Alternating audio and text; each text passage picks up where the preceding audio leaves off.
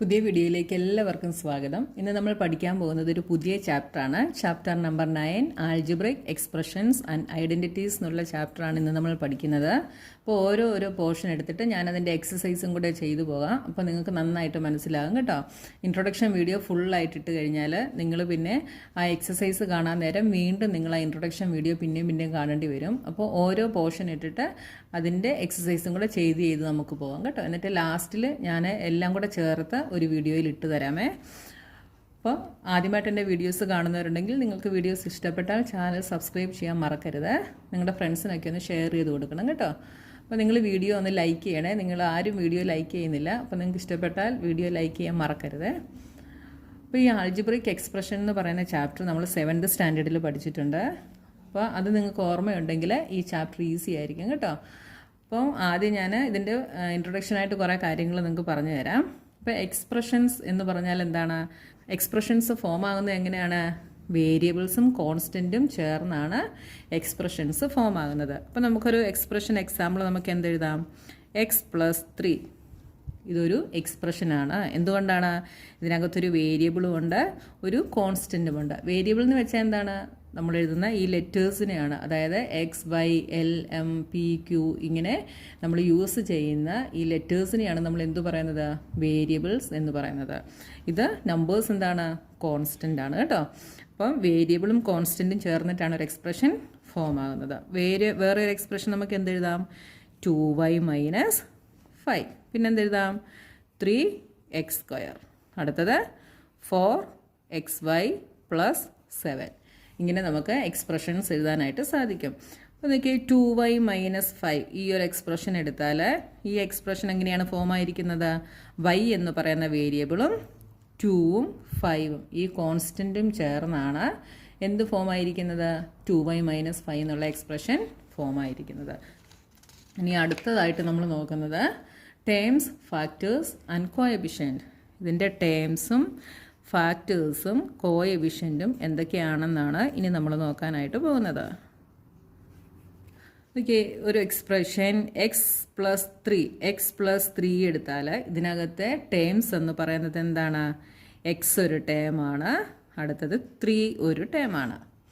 എക്സും 3യും ടേംസ് ആണ്. ഇതൊക്കെ 2y - 5 എടുത്താൽ അതിലെ ടേംസ് എന്തൊക്കെയാണ്? 2y ഒരു ടേമാണ്, 5 ഒരു ടേമാണ്. ടേം എടുക്കുമ്പോൾ നിങ്ങൾ എപ്പോഴും ശ്രദ്ധിച്ചോണം, ഇവിടെ നെഗറ്റീവ് സൈൻ ആണെങ്കിൽ ആ നെഗറ്റീവും കൂടെ ഇതിൻ്റെ കൂടെ നിങ്ങൾ ആഡ് ചെയ്തോണം. അപ്പോൾ എന്തൊക്കെയാണ് ടേംസ്? 2yയും -5ഉം ഇവിടുത്തെ ടേംസ് ആണ്. ഇവിടെ 2y എന്ന് പറയുന്ന ടേം എങ്ങനെയാണ് ഇവിടെ ഫോം ആയിരിക്കുന്നത്? ഈ 2y എന്ന് പറയുന്ന ടേമിൻ്റെ ഫാക്ടേഴ്സാണ് എന്ത്? 2ഉം yയും.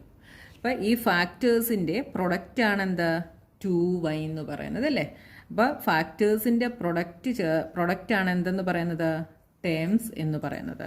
ഇനി ഇവിടെ നോക്കിയേ 4xy + 7. അവിടുത്തെ ടേംസ് എന്തൊക്കെയാണ്? 4xyയും 7ഉമാണ് ഇവിടുത്തെ ടേംസ്.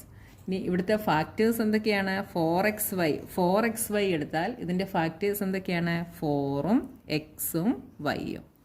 ഇത് മൂന്നും ഇതിൻ്റെ ഫാക്ടേഴ്സാണ്. ഇനി അടുത്തത് നമ്മൾ നോക്കുന്നത് കോഎഫിഷ്യൻറ്റ്. കോഎഫിഷ്യൻ്റ് എന്ന് പറയുന്നത് നമ്മൾ എടുത്തിരിക്കുന്ന ഈ ഫാക്ടേഴ്സിലെ ന്യൂമറിക്കൽ ഫാക്ടറിനെയാണ് നമ്മൾ ന്യൂമറിക്കൽ കോഎഫിഷ്യൻറ്റ് എന്ന് പറയുന്നത്. 4 ആണ് ഇതിലെ ന്യൂമറിക്കൽ ഫാക്ടർ. അപ്പം കോഎഫിഷ്യൻ്റ് എന്താണ് ഇവിടുത്തെ? 4 ആണ് ഇവിടുത്തെ കോഎഫിഷ്യൻറ്റ്. -5x ഇതിനകത്തെ കോഎഫിഷ്യൻ്റ് എന്താണ്? -5 ആണ് ഇവിടുത്തെ കോഎഫിഷ്യൻറ്റ്. ഇത്രയും കാര്യങ്ങൾ മനസ്സിലായല്ലോ. അപ്പോൾ നമ്മൾ എക്സ്പ്രഷൻ എന്താണെന്ന് നോക്കി, ടേംസ് എന്ന് പറഞ്ഞാൽ എന്താണെന്ന് നോക്കി, ഫാക്ടേഴ്സ് നോക്കി, കോഎഫിഷ്യൻറ്റ് നോക്കി. ഇനി അടുത്തതായിട്ട് നമ്മൾ നോക്കുന്നത് മോണോമിയൽസ്, ബൈനോമിയൽസ് ആൻഡ് പോളിനോമിയൽസ്. മോണോമിയൽ എന്ന് പറഞ്ഞാൽ നമുക്ക് തന്നിരിക്കുന്ന എക്സ്പ്രഷനിൽ ഒരു ടേം മാത്രമേ ഉള്ളെങ്കിൽ അതിനെ നമ്മൾ എന്തു പറയും? മോണോമിയൽ എന്ന് പറയും.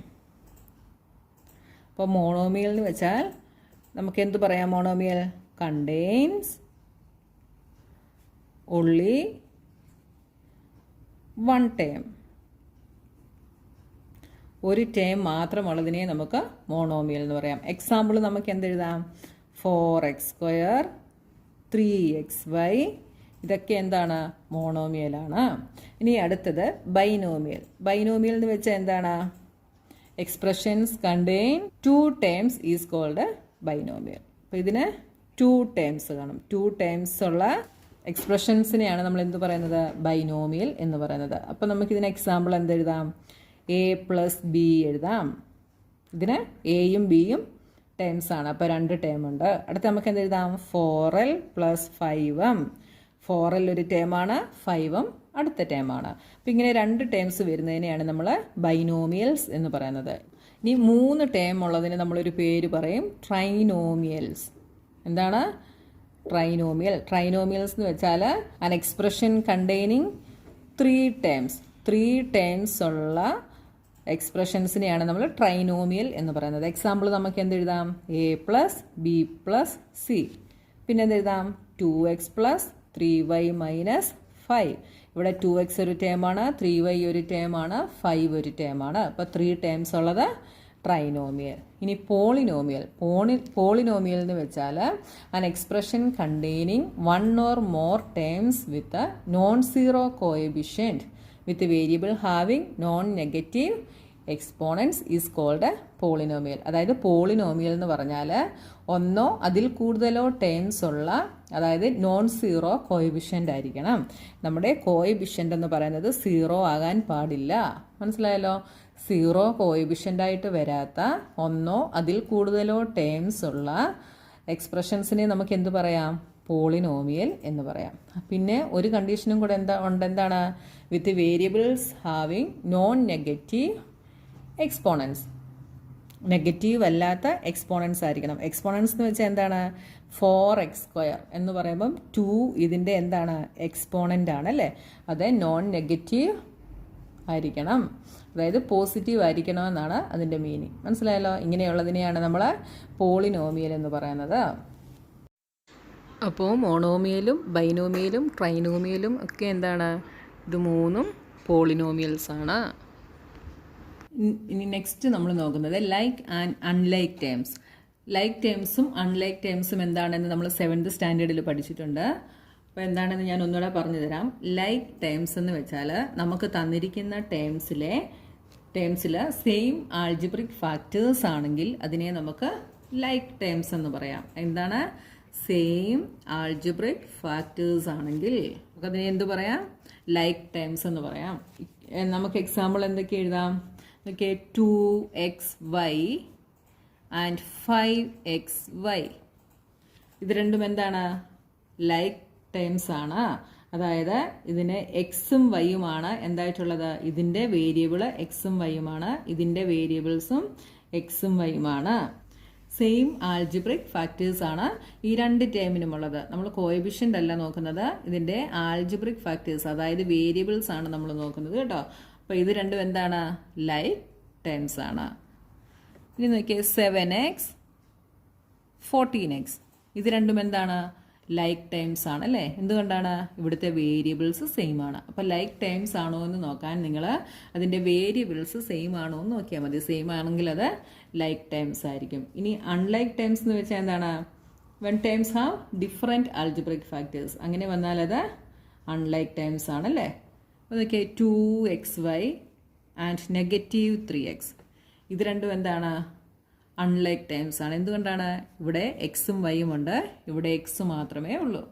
അതുകൊണ്ട് ഇത് രണ്ടും അൺലൈക്ക് ടേംസ് ആണ്. അപ്പോൾ ലൈക്ക് ടേംസും അൺലൈക്ക് ടേംസും എന്താണെന്ന് മനസ്സിലായല്ലോ. ഇനി അടുത്ത് നമ്മൾ നോക്കുന്നത് addition and subtraction of algebraic factors. അപ്പോൾ ഇത് നമ്മൾ 7th സ്റ്റാൻഡേർഡിൽ പഠിച്ചിട്ടുണ്ട്.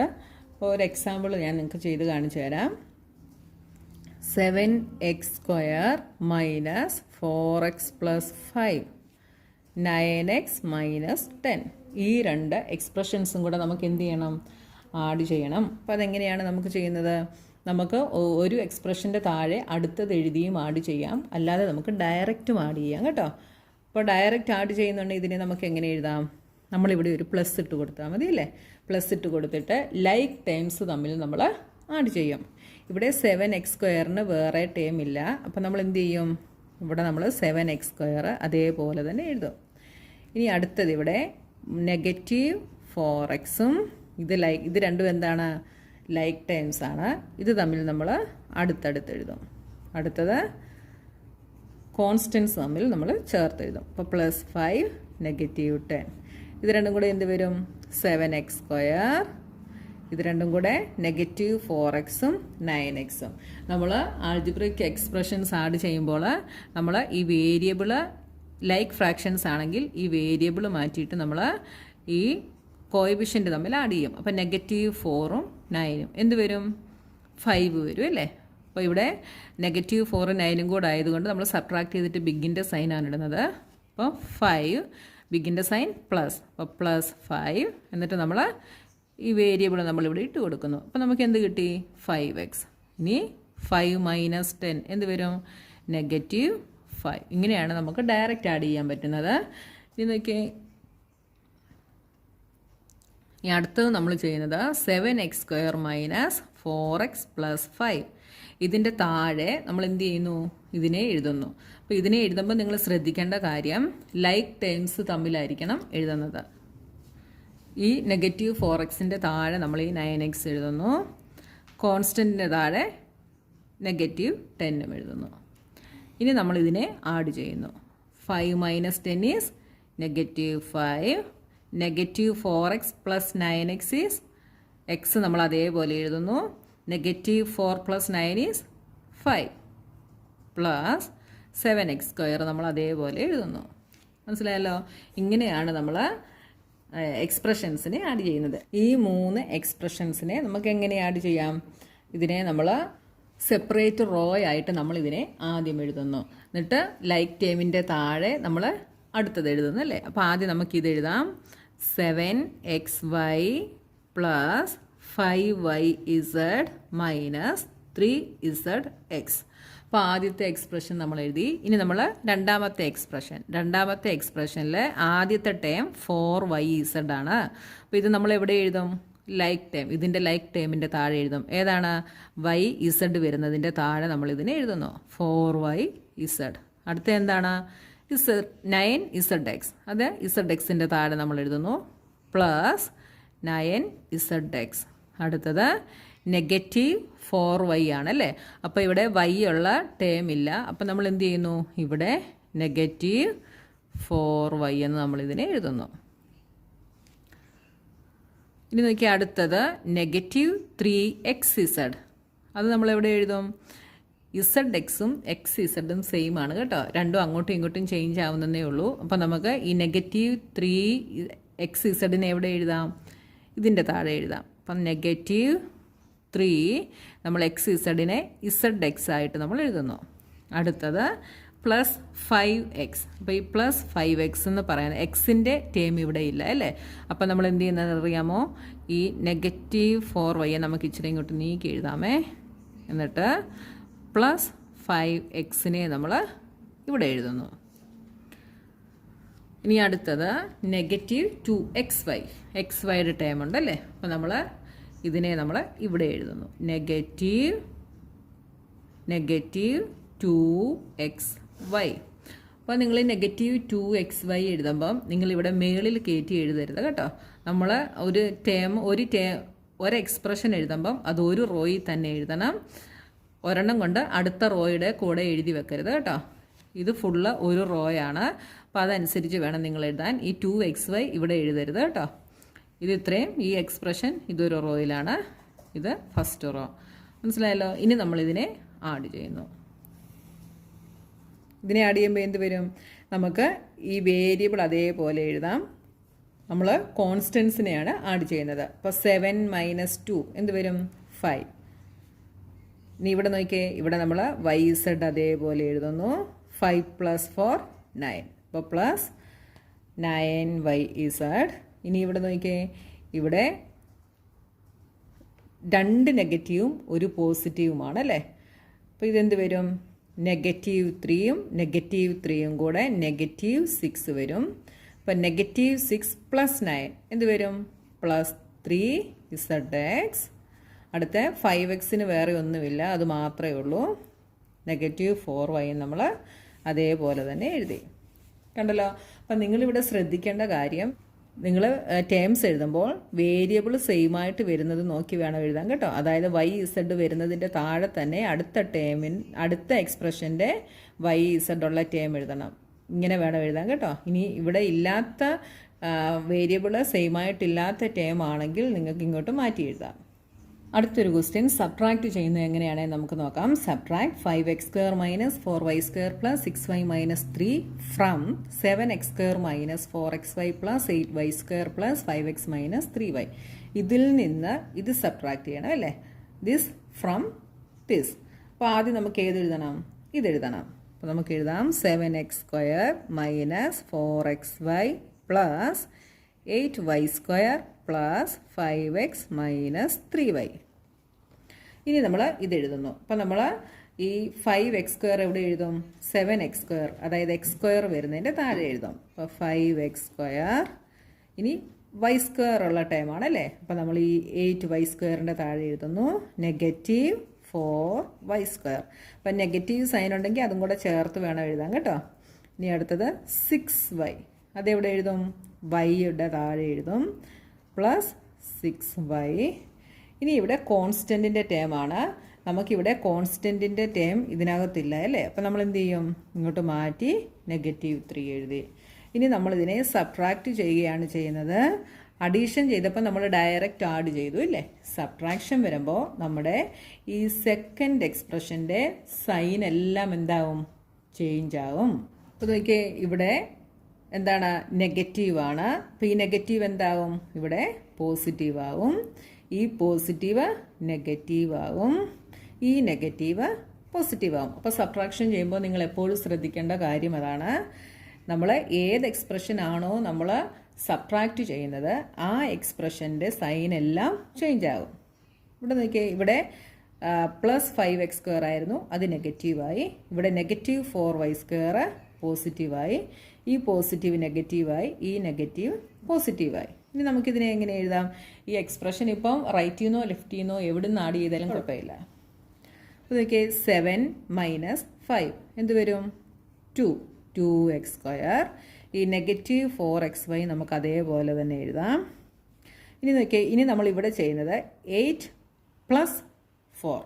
ഇവിടെ അഡീഷനാണ് നടക്കുന്നത്. 8 + 4 12 +12y². ഇനി 5x അതേപോലെ എഴുതുന്നു. ഇവിടെ നോക്കിയേ, ഇവിടെ -3y + 6y ആയിരുന്നു. നമ്മൾ എന്ത് ചെയ്യും? പ്ലസ് മാറി ഇവിടെ നെഗറ്റീവായി. അപ്പം -3y -6y. രണ്ട് നെഗറ്റീവ് നമ്പേഴ്സ് തമ്മിൽ ആഡ് ചെയ്യുമ്പോൾ ആഡ് ചെയ്തിട്ട് നെഗറ്റീവ് സൈൻ കൊടുക്കും. അപ്പം -9y. ഇവിടെ -3 എന്തായി? +3 ആയി. ഇങ്ങനെയാണ് ആൾജിബ്രിക് എക്സ്പ്രഷൻ്റെ സബ്ട്രാക്ഷൻ ചെയ്യുന്നത്. അഡീഷൻ ചെയ്യുമ്പോൾ നമ്മൾ ഡയറക്റ്റ് ആഡ് ചെയ്യും. സബ്ട്രാക്ഷൻ ചെയ്യുമ്പോൾ ഇവിടുത്തെ എക്സ്പ്രഷൻ്റെ സൈൻ എല്ലാം ചേഞ്ച് ആകും. അതേപോലെ നമ്മൾ ലൈക്ക് ടേംസ് തമ്മിൽ വേണം എന്ത് ചെയ്യാൻ? ആഡ് ചെയ്താലും സബ്ട്രാക്റ്റ് ചെയ്താലും ചെയ്യാനായിട്ട്. അപ്പോൾ ഇന്നത്തെ വീഡിയോയിൽ നമുക്ക് ഇത്രയും കാര്യങ്ങൾ മതി. ഇനി നമുക്ക് അടുത്ത വീഡിയോയിൽ എക്സസൈസ് 9.1 ചെയ്യാം. അത് കഴിഞ്ഞിട്ട് അടുത്ത വീഡിയോയിൽ നമുക്ക് മൾട്ടിപ്ലിക്കേഷൻ പഠിക്കാം കേട്ടോ.